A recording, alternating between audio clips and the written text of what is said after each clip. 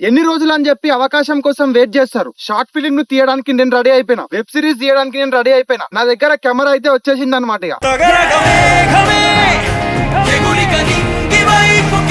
Lens కూడా ఒకటి నేను ఎక్స్ట్రా కొనేసుకున్నా.